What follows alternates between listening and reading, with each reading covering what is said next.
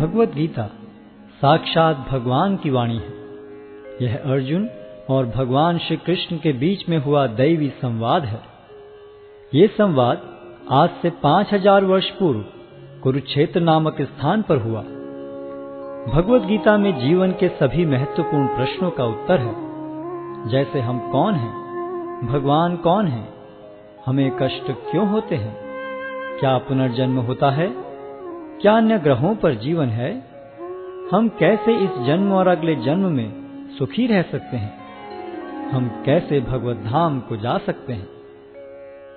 कोई पूछ सकता है कि कुरुक्षेत्र में हुए महान युद्ध जिसके दौरान भगवत गीता कही गई, उसका कारण क्या था। 5000 वर्ष पहले विचित्रवीर्य नामक एक महान राजा का देहांत हो गया। क्योंकि उसका बड़ा पुत्र धृतराष्ट्र जन्म से अंधा होने के कारण राज्यभार संभालने में असमर्थ था, अतः उसके छोटे भाई पांडु ने राज्य सिंहासन संभाला।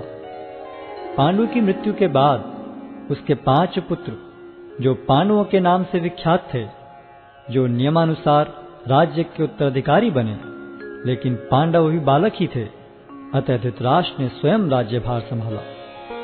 धृतराष्ट्र के 100 पुत्र थे, जो कौरवों के नाम से जाने जाते थे। जब पांडव बड़े होकर राज्य संभालने लायक हुए, तो वे संपूर्ण राज्य नहीं लेना चाहते थे, हालांकि वो उनका नियम संगत अधिकार था।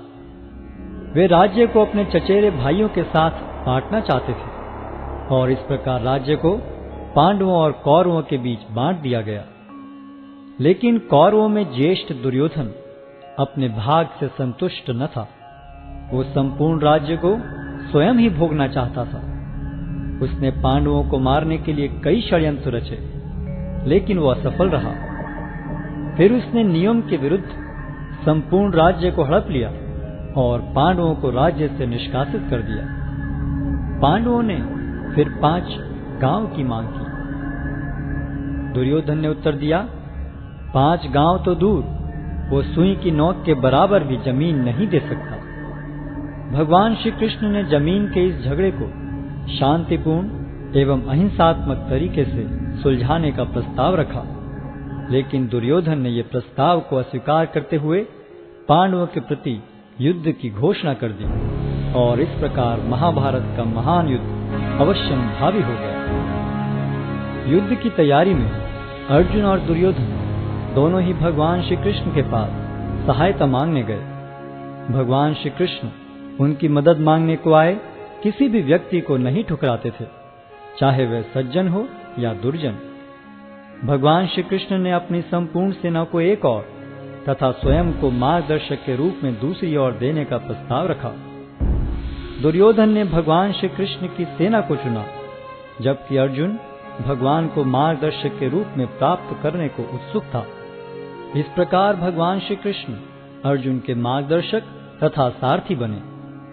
युद्ध स्थल में अर्जुन एक दुविधा में पड़ गया कि वह अपने अधिकारों के लिए लड़े, जिसके लिए आवश्यक था अपने ही स्वजनों का वध, या युद्ध भूमि से पलायन कर दुष्ट दुर्योधन को राज्य पर शासन करने दे।